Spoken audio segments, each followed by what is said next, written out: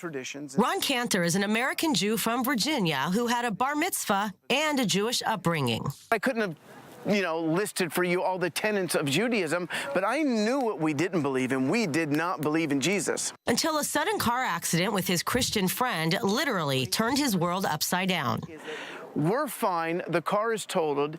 We walked to the only house within miles, and these two people were believers in Jesus. I didn't understand what they were talking about, but the power and presence of God just came all over me physically, to the point that I realized that this is real. We need to stand in faith and believe God. Little did he know this turning point moment would land him in Israel, spreading what he calls his message of Jesus the Jew and the Messiah. As I'm reading the New Testament now for the first time, I'm stunned. Everybody's Jewish. Now, I knew Jesus was a Jew. I didn't know that Paul the Apostle was a Jewish rabbi. I didn't know that John the Baptist was actually not Baptist, but a Jewish prophet. Peter, John, Matthew, all these guys were Jewish. B'Shem Yeshua HaMashiach. Ron is a leader of Tiferet Yeshua, a Tel Aviv Messianic Jewish congregation that meets during the week and has Shabbat services.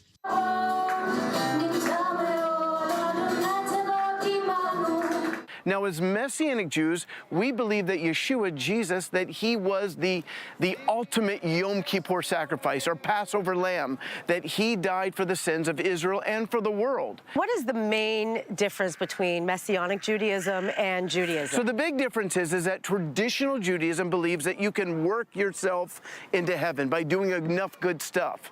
Messianic Judaism believes that we are all lost, that there's no good work that you could do that would be enough. We needed somebody to come and to take our punishment, and that's what Yeshua did. There are nearly 20,000 Messianic Jews living in Israel. Recent paintings by American-Israeli artist Ronit Joy Holtz reflect the need to keep their beliefs a secret. Other works portray the Jewish historical accounts of Jesus' disciples after his resurrection. We were at the tomb, and he's alive. He's risen. And they're like, oh, come on, be quiet. You're delirious.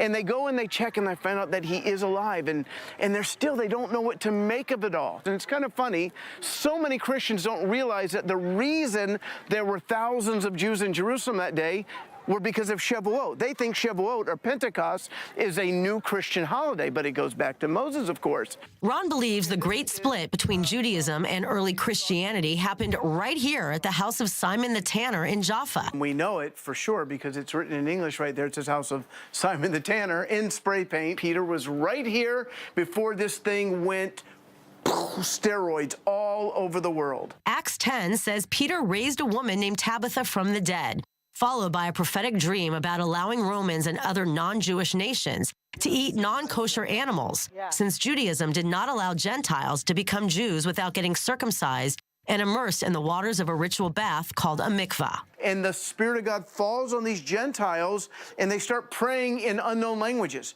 And so Peter's like, okay, come on, this is too much. Clearly God is in this. Who can prevent these Gentiles from being baptized? And they take them out and they immerse them in water. It's funny, though, because it was controversial. Peter got in big trouble for baptizing Gentiles. Ron, also an author of several books, believes Jesus is a victim of identity theft, and that Christianity is a replacement theology that began in Rome when the Jews were kicked out in 49 AD for 5 years. And Paul was warning against anti-Semitism of the day. When the Jews left, they took the Bible with them. There was no other Bible than the Tanakh, and they were in scrolls. Believe it or not, they didn't have iPhones, no iPads. These Gentiles with no Bible decided that they were going to come up with a new theology, and that was that God is against the Jews. Romans chapter 11 is the primary chapter where he asks twice, has God rejected Israel? And then he says in the Greek, it's literally, no, may it never be. And of course, Jeremiah said that the only way God will ever reject Israel is if the sun stops shining and the stars stop shining and the moon stops doing what it does. Only then would God reject Israel. And what is Ron's overall message to the entire Christian world? You need to love the Jewish people. The Bible says in Romans 11:11 that salvation has come to the nations, the Gentiles. Not that we're perfect. Anybody who's read our history, it's that God is faithful to his covenant and faithful to his promise. Emily Francis, I-24 News.